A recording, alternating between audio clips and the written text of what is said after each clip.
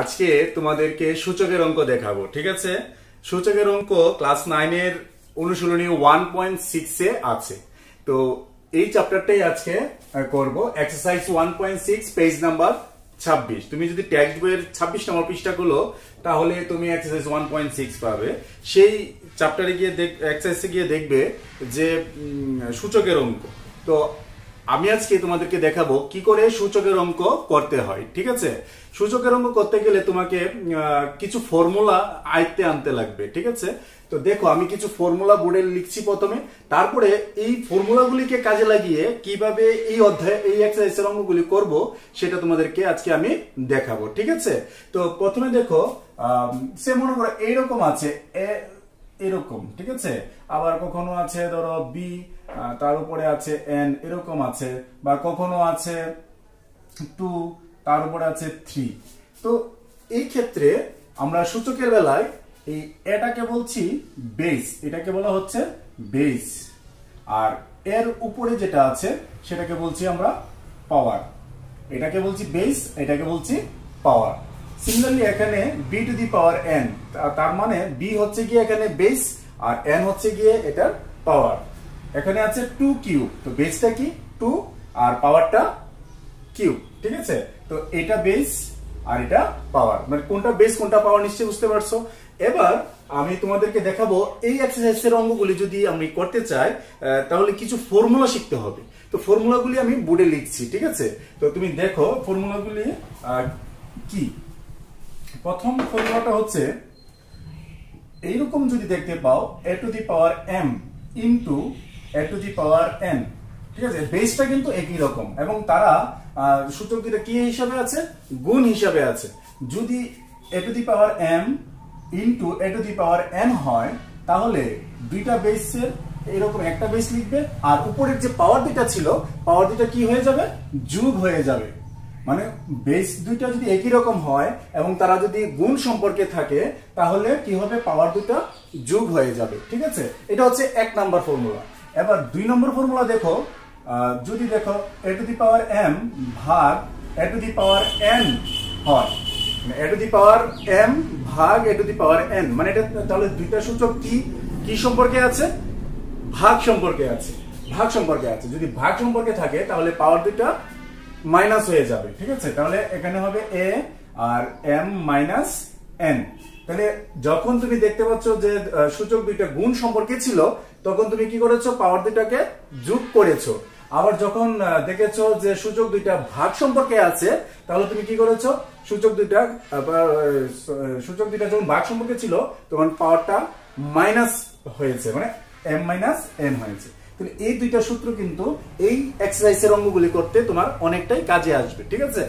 এরপরে দেখো 3 নম্বর সূত্র, যদি এরকম থাকে a to the power m to the power n, মানে এটা তো হচ্ছে বেস, বেসের পাওয়ার হচ্ছে m whole to the power n, মানে এই পাওয়ারটার উপরে আরেকটা পাওয়ার আছে, মানে একটা পাওয়ারের উপর যদি আরেকটা পাওয়ার থাকে, বেসের পাওয়ার হচ্ছে m, m এর পাওয়ার হচ্ছে n। তো এরকম পাওয়ারের উপর যদি পাওয়ার থাকে তাহলে তুমি কি লিখতে পারো, এই পাওয়ার দুটো কি হয়ে যাবে, গুণ হয়ে যাবে। তো এটা হচ্ছে 3 নম্বর formula, a to the power m to the power n। তাহলে পাওয়ারের উপর যদি পাওয়ার থাকে তাহলে পাওয়ার দুটো কি হবে, গুণ হবে, মনে রাখবে কথাটা।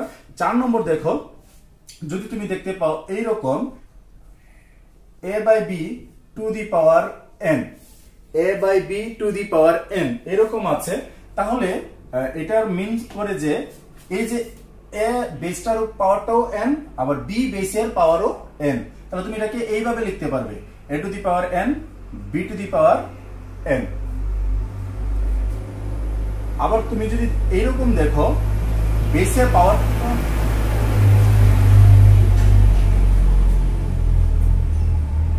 আবার তুমি যদি এরকম দেখো বেসের পাওয়ারটা যদি দেখো -1 আছে, বেসের পাওয়ারটা যদি দেখো -1 আছে তাহলে তুমি এটাকে 1/a লিখতে পারবে।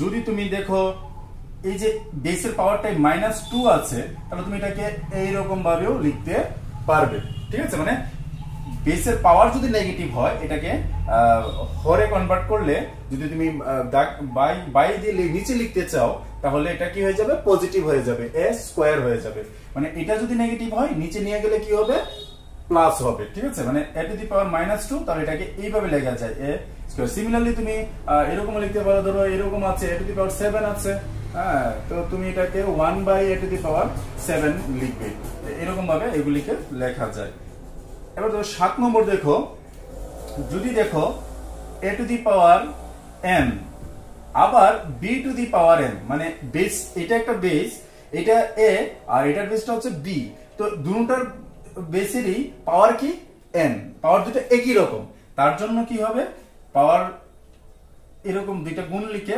পাওয়ারটা বেস দুটো গুণ লিখে পাওয়ারটা গুণ হিসাবে উপরে থাকবে মানে a to the power m into b to the power m তার মানে a into b to the power m লেখা যায় ঠিক আছে তো এই হলো 7 নাম্বার ফর্মুলা এবার দেখো আরেকটি ফর্মুলা দেখো 8 নাম্বার যদি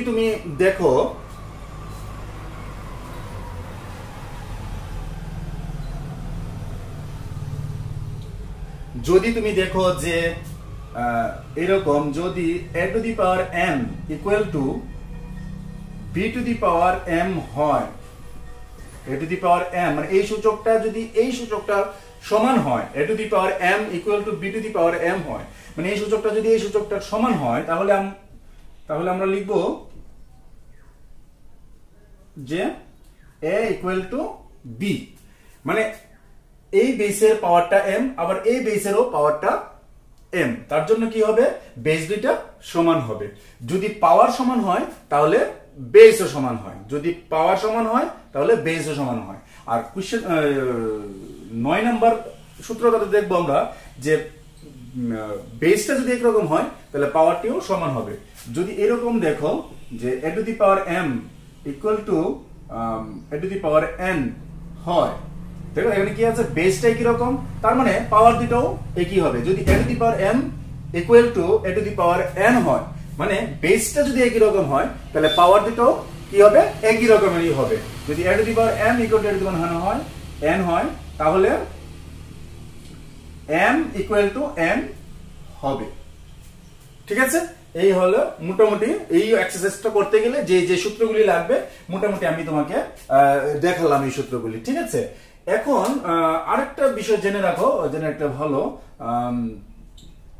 যদি দেখো a টু দি পাওয়ার 0 থাকে কোনো বেসে জেনে রাখা ভালো শর্ট কোশ্চেন আসতে পারে যে যদি কোনো বেসের পাওয়ার 0 হয় যদি কোনো বেসের পাওয়ার 0 হয় তাহলে এটার মান কত দাঁড়ায় 1 a to the power 0 equal to কি হবে 1 হবে ঠিক আছে তোমাকে 10টা সূত্র তোমাদেরকে দিয়েছি 10টা ফর্মুলা দিয়েছি এই 10টা ফর্মুলার সাহায্যে আমরা এই ক্লাস 9 এর এক্সারসাইজ 1.6 এর অঙ্কগুলি করে নিতে পারবো কোনো অসুবিধা হবে না আচ্ছা আরেকবার একটু দেখে নাও সূত্রগুলি কি হ্যাঁ যদি চাও স্ক্রিনশট নিয়ে রাখতে তাহলে রেখে দিতে পারো হ্যাঁ তোমাদের কাজে আসবে এগুলি সূত্রগুলি একটু দেখে রাখো ঠিক আছে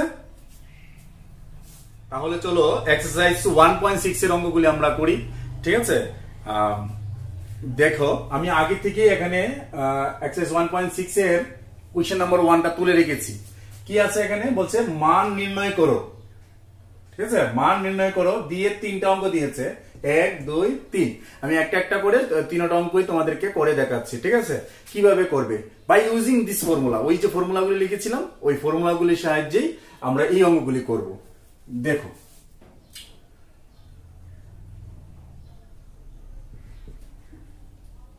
(64 to the power 1/2 আছে 64 to the power 1/2 আছে তাহলে এটা আমি কিভাবে করব 64 to the power 1/2 এটা আমি কিভাবে করব প্রথমত আমাকে 64 কে মৌলিক উৎপাদকে বিশ্লেষণ করে দেখতে হবে যে কয়টা 2 আসছে ঠিক আছে তো 64 কে আমরা কি করব মৌলিক উৎপাদকে বিশ্লেষণ করব এটা রাফে করলেও চলবে এটা রাফ ঠিক আছে তো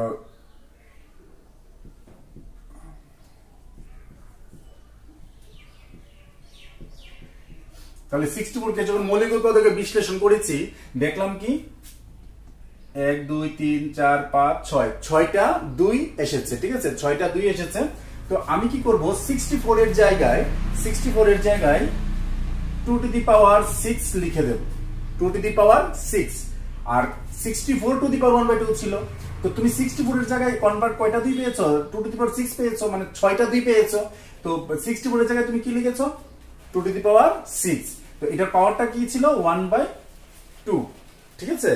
তো এখন আমরা সূত্র একটা লিখেছিলাম মনে আছে, যে পাওয়ারের উপর যদি পাওয়ার থাকে a to the power m to the power, মনে মনে ওই যে সূত্রতে লিখেছিলাম a to the power m to the power n, যদি পাওয়ারের উপর পাওয়ার থাকে তাহলে কি বলেছিলাম যে বেসটা ঠিক রেখে পাওয়ার দুটো কি হবে গুণ হবে, পাওয়ার দুটো গুণ হবে। তাহলে এখানে 2 এর পাওয়ারটা কি 6 আর এটার পাওয়ার কি হচ্ছে 1/2, তাহলে পাওয়ারের উপর পাওয়ার আছে, তো পাওয়ারের উপর যদি পাওয়ার থাকে তাহলে পাওয়ার দুটো কি হবে গুণ হবে। ঠিক ঠিক বলেছো, 6 ইনটু 1/2। তো এই দুটো গুণ করলে 2 দিয়ে আমি ছকে কেটে দিতে পারি, তাহলে 3, তাহলে 2 কিউব। তো 2 কিউব তাহলে কি লিখতে পারি, 2 কিউব মানে হচ্ছে 3টা 2। তো 3টা 2 গুণ করলে পরে কত হয় 2 দুগুণে 4, 4 দুগুণে 8। এই হচ্ছে অঙ্কটা। এটা এই অঙ্কটা কোন সূত্রের সাহায্য হয়েছে, এই সূত্রটা কাজে লাগিয়ে এই জায়গাটা করেছি, কি পাওয়ারের উপর পাওয়ার থাকলে পাওয়ার দুইটা গুণ হবে, সেই হিসেবেই এই অঙ্কটা হয়েছে। প্রথমে আমি কি করেছি 64 কে মৌলিক উৎপাদকে বিশ্লেষণ করে দেখেছি যে কয়টা 2 আসে, কয়টা 2 আসে 6টা। তো তার জন্য কি লিখেছি 2 to the power 6, 2 to the পাওয়ার 6। আর এটার পাওয়ার ছিল কি 1/2, তাহলে পাওয়ারের উপর যদি পাওয়ার থাকে তাহলে পাওয়ার যেটা কি হবে গুণ হবে। তো গুণ করেছি, 2 দিয়ে 6 কে কেটে দিয়েছি, তাহলে কত হচ্ছে 3 দুগুণে 6। হ্যাঁ, তো এরকম 3। তো 2 কিউব, 2 কিউব কথাটার মানে কি, এটা 3 বার 2 হবে, 2 ইনটু 2 ইনটু 2, 2 দুগুণে 4, 4 দুগুণে 8। এই হচ্ছে এটার आंसर, ঠিক আছে। তো 1 নম্বর অঙ্কটা যেভাবে করেছি 2 নম্বর অঙ্কটাও ঠিক সেরকম ভাবেই দেখো কিভাবে করছি। 2 নম্বর অঙ্কটা বলেছে যে 32 টু দি পাওয়ার 1/5। তো আমরা কি করব 1 নম্বর অঙ্কটা যেভাবে করেছি 2 নম্বরটার মধ্যে সিমিলারই হবে। এখানে 64 কে যেমন মৌলিক উৎপাদকে বিশ্লেষণ করেছিলাম ঠিক তেমনি 32 কেও এখানে মৌলিক উৎপাদকে বিশ্লেষণ করতে হবে। 32 এটাকে যদি মৌলিক উৎপাদকে বিশ্লেষণ করো ব্যাপারটা দাঁড়ায় এরকম। তাহলে কয়টা 2 পাচ্ছি এখানে 1 2 3 4 5। তাহলে 32 কে মৌলিক উৎপাদকে বিশ্লেষণ করে এখানে 2 পাচ্ছি, এখানে 5টি। তাই আমি 32 কে চেঞ্জ করে 32 কে চেঞ্জ করে 32 এর জায়গায় কি লিখবো 2 টু দি পাওয়ার 5 লিখবো। আর এটার পাওয়ারটা কি ছিল 1/5। তো এই যে সূত্রটার মধ্যে কি বলা আছে যে পাওয়ারের উপর যদি পাওয়ার থাকে তাহলে পাওয়ার দুটো কি হবে গুণ হবে।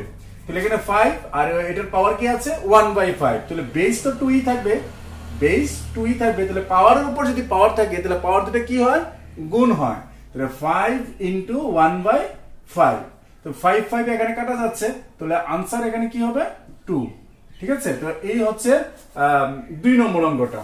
এখন বাকি রয়ে গেছে কি 3 নম্বর অঙ্কটা। তো 3 নম্বর অঙ্কটা কিভাবে করব দেখো, এখানে 3 নম্বর অঙ্কটাও দেখিয়ে দিচ্ছি। 125 টু দি পাওয়ার কি আছে 1/3 আছে। তো 1 আর 2 যেভাবে করেছো 3 নম্বরটা এরকম ভাবেই হবে।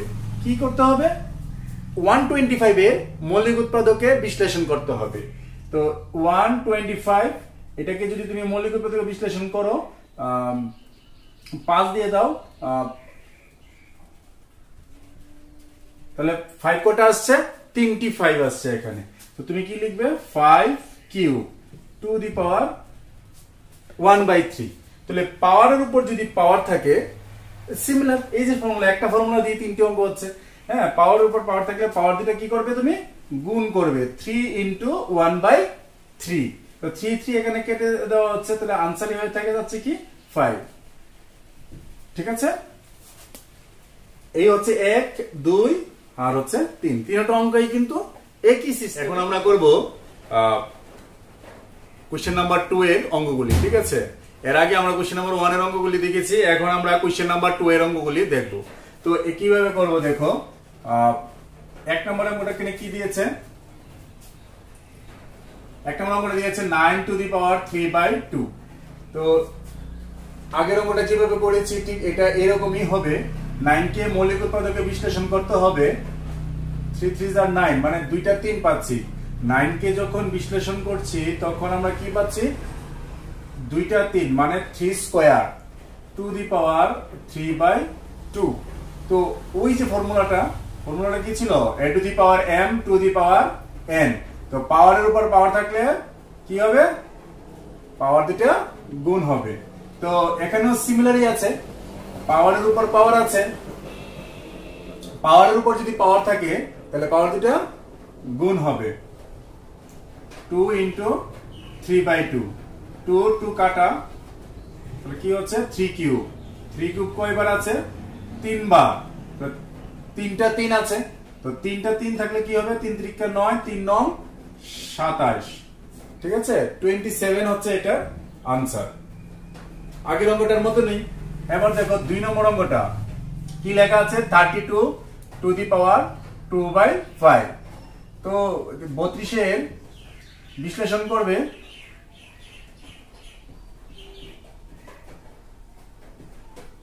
তাহলে এখানে 2 কটা পাচ্ছি, 1 2 3 4 5। তো 32 কে যখন মৌলিক উত্তর থেকে বিশ্লেষণ করলাম তাহলে 2 পাচ্ছি এখানে কয়টা, 5টা। তো 32 এর জায়গায় কি লিখলাম, 2 টু দি পাওয়ার 5। তো 2 টু দি পাওয়ার 5 এর পাওয়ারটা কি আছে, 2/5। তো পাওয়ারের উপর পাওয়ার থাকলে আমরা কি করি, গুণ করি। তো 2 দুগুণে কত হচ্ছে তাহলে 4। ঠিক আছে, এগুলো কিন্তু সেই একের অঙ্কগুলি যেভাবে করেছিলাম, 2 এর মান নির্ণয় করার অঙ্কগুলি মোটামুটি সেমই, এ টু জেড একই রকম। এবার 3 নম্বরটা দেখো, 3 নম্বরটা 16 two the power 3/4। 16 two the পাওয়ার 3/4 এটা কিভাবে করব, সে একই কথা, 16 বিশ্লেষণ করবে। হ্যাঁ, তাহলে 2 কটা পাচ্ছি, 1 2 3 4টা। তাহলে 16 কে মৌলিক উত্তর বিশ্লেষণ করে লিখবে 2 to the power 4 two the পাওয়ার 3/4। তো পাওয়ারের উপর পাওয়ার থাকলে গুণ করবে, 4 ইন্টু 3/4, 4 4 কাটা মানে 2 কিউব। 2 কিউব মানে হচ্ছে 2 ইন্টু 2 ইন্টু 2, 2 ইন্টু 2 ইন্টু 2। তো 2 2 জার 4, 4 2 জার 8, 8 হচ্ছে এটার আনসার। 125 মাইনাস 1/3। তো 125 যেটা আছে এটাকে কি হয়, 5 কিউব হয়, এটার পাওয়ার হয় মাইনাস 1/3। তো পাওয়ারের উপর পাওয়ার থাকলে পাওয়ার দুটো আমরা গুণ করে দেই, এখানে 3 3 কাটা যাচ্ছে, তাহলে 5 টু দি পাওয়ার মাইনাস 1। তো আমি আগের সূত্রের মধ্যে বলেছিলাম যে পাওয়ারটা যদি মাইনাস হয় এটা নিচে নিয়ে গেলে কি হবে, 1/5 হবে। আমি সূত্রের মধ্যে লিখেছিলাম না, a to the power minus 1 হলে আমরা এটা কি লিখতে পারি, 1/a লিখতে পারি। এই ফর্মুলাটার সাহায্যে এই স্টেপটা হলো যে 5 টু দি পাওয়ার মাইনাস 1 মানে কি হবে, 1/5। ঠিক আছে, তো এই হচ্ছে তোমার কোশ্চেন নাম্বার 2। এখন আমরা করব কোশ্চেন নাম্বার 3। এখন কোশ্চেন নাম্বার 3 এর অঙ্কগুলি করি। ঠিক আছে, কোশ্চেন নাম্বার 3 এর মধ্যে বলেছে যে সরল করো। হ্যাঁ, সরল, আগের দুইটা অঙ্ক তো বলেছিল মান নির্ণয় করো, আর এখন বলেছে সরল করো। কিভাবে করব দেখো, এখানে কোশ্চেন নাম্বার 1 এ বলেছে যে 2 to the power 2/3 into 2 to the power 1/5। তো আমরা দেখো মনে করে সূত্র যে লিখেছিলাম, 1 নম্বর সূত্রতে বলেছিলাম যখন দুইটা সূচক বেস একই রকম হবে এবং তারা গুণ সম্পর্কে থাকবে তাহলে পাওয়ার দুইটা কি হয়ে যাবে, যোগ হয়ে যাবে। ঠিক আছে, তাহলে এখানে দুটোটার বেস কি, দুটো সূচকের বেস কি 2, তাহলে পাওয়ার দুইটা কি হবে, এবং তারা কি সম্পর্কে আছে, গুণ সম্পর্কে আছে, তাহলে পাওয়ার দুইটা কি হবে, পাওয়ার দুইটা যোগ হবে। তো দুইটা 2 মানে বেসটা হচ্ছে 2, তাহলে পাওয়ারগুলি কি হয়ে যাবে, 2/3 প্লাস 1/5। দুইটা মানে এই 2 এর বেসটা হচ্ছে 2, এটার পাওয়ার হচ্ছে 2/3, আবার এটার বেসটা হচ্ছে 2, এটার পাওয়ার হচ্ছে 1/5, এবং তারা পরস্পর কি সম্পর্কে আছে, গুণ সম্পর্কে আছে। যখন তারা গুণ সম্পর্কে থাকবে তখন পাওয়ার দুটো কি হবে, যোগ হবে। তাহলে দুইটা বেস থেকে একটা বেস লিখলাম, মানে বেসটা হচ্ছে 2, আর পাওয়ার দুটো কি হয়ে যাবে, 2/3 প্লাস 1/5। 3 আর 5 এর লসাগু করলে কত হয়, 15। এখন কথা হচ্ছে তুমি কি করবে, 3 দিয়ে 15 কে ভাগ করবে, ভাগ করে যে ফলটা পাবে সে তা দিয়ে উপরের 2 কে গুণ করবে। প্রথমে 3 দিয়ে 15 মানে এলসিএম কে তোমার ভাগ করতে হবে। 3 দিয়ে 15 কে ভাগ করলে ভাগফল কত আসছে, 5, সেই 5 দিয়ে তুমি উপরে 2 কে গুণ করবে, তাহলে 5 2 যা 10। সিমিলারলি এখানে 5 দিয়ে 15 কে ভাগ করো, 5 দিয়ে 15 কে যদি ভাগ করো তাহলে ভাগফল আসছে 3, আর এই 3 দিয়ে 1 কে গুণ করলে 3 1 যা 1। তো 10 প্লাস 3 মানে হচ্ছে 13/15। এটা আর কিছু করতে হবে না, এটাই आंसर। এখন আমরা করব 2 নম্বর অঙ্কটা, ঠিক আছে? 2 নম্বর অঙ্কটা কি বলেছে দেখো, 2 নম্বর অঙ্কটা বলেছে 1/3 কিউব টু দি পাওয়ার 1/7। তো আমি এর আগে এক সূত্রের মধ্যে বলেছি যে 1/2 দি পাওয়ার, আমি এর আগেও আমার সূত্রতে বলেছি যে 1/s² যদি থাকে, এটাকে যদি নিচে থেকে যদি উপরে উঠাই তাহলে কি হবে, a টু দি পাওয়ার -2 হবে। নিচ থেকে উপরে উঠালে পাওয়ারটা নেগেটিভ হয়ে যাবে। এরকম যদি থাকে a কিউব, তো এটা যদি নিচে নিয়ে যায় তাহলে কি লিখবো, a টু দি পাওয়ার -3। তো এখানেও সেম 1/3 কিউব আছে, মানে প্লাস আছে, এটা যদি নিচ থেকে উপরে উঠায় তাহলে এটা হয়ে যাবে 3 টু দি পাওয়ার -3, এবং এটার পাওয়ার কি আছে 7। আর সূত্রটা কি ছিল, পাওয়ারের উপর পাওয়ার থাকলে পাওয়ার দুইটা গুণ হবে, তো -3 এর সাথে 7 ইনটু হবে, প্লাসে মাইনাসে -3 7 21। এটা হচ্ছে आंसर, ঠিক আছে? এখন আমরা করব 3 নম্বর অঙ্কটা। 3 নম্বর অঙ্কটার মধ্যে বলেছে যে 11 to the power 1/2 divided by 11 to the power 1/4।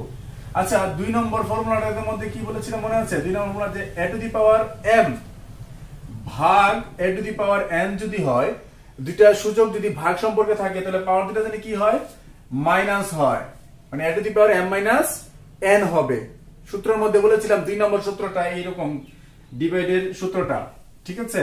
তো এখানে বলেছে 11 to the power 1/2 divided by 11 to the power 1/4। তো তারা কি সম্পর্কে আছে, ডিভাইড সম্পর্কে আছে। যেহেতু তারা ডিভাইড সম্পর্কে আছে তাহলে পাওয়ার দুটো কি হবে, মাইনাস হবে। তাহলে 11 টু দি পাওয়ার 1/2 মাইনাস 1/4, পাওয়ার দুটো মাইনাস হয়ে গেছে। তো 11 2 দিয়ে 4 কে যদি ভাগ করি, ভাগফল কত আসবে 2, 2 দিয়ে 1 কে গুণ করলে 2, আবার সেম 4 দিয়ে 4 কে ভাগ করলে ভাগফল কত আসবে 1, আর 1 দিয়ে 1 কে গুণ করলে 1 কে 1। তাহলে 11 আর পাওয়ারটা কত হচ্ছে তাহলে 1/4। এটা হচ্ছে आंसर। আর বাকি রইল কি আমাদের 4 নম্বর অঙ্কটা। 4 নম্বরটা করলি এই এক্সারসাইজটা শেষ হয়ে যাবে। তো 4 নম্বর অঙ্কটা আমি দেখো এই 2 নম্বর অঙ্কটা মুছে তোমাদেরকে দেখাচ্ছি।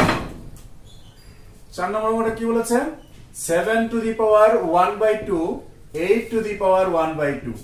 তো এটাও একটা সূত্রের মধ্যে আমি বলেছিলাম যে এর পাওয়ার যদি দেখো m, আবার b এর পাওয়ারও যদি দেখো m, তাহলে কি হবে a into b whole to the power n হবে। তো এখানে 7 এর পাওয়ারও কি 1/2, 8 এর পাওয়ারও কি 1/2। তো তুমি এটা কিভাবে লিখবে, 7 into 8 whole to the power 1/2, যেহেতু পাওয়ার দুটো সেম। তাহলে 7 8 যার কত হয় 56 টু দি পাওয়ার 1/2। এই হচ্ছে 4 নম্বর অঙ্কটা, ঠিক আছে? তো আজকের ক্লাস এখানেই শেষ। তোমাদের কেমন লাগলো তোমরা কমেন্ট করে অবশ্যই জানাবে। যদি কোনো কিছু জিজ্ঞাসা করে থাকে বা কোনো কিছু যদি না বুঝে থাকো তাহলে অবশ্যই আমাকে কমেন্টে জানাবে, ঠিক আছে?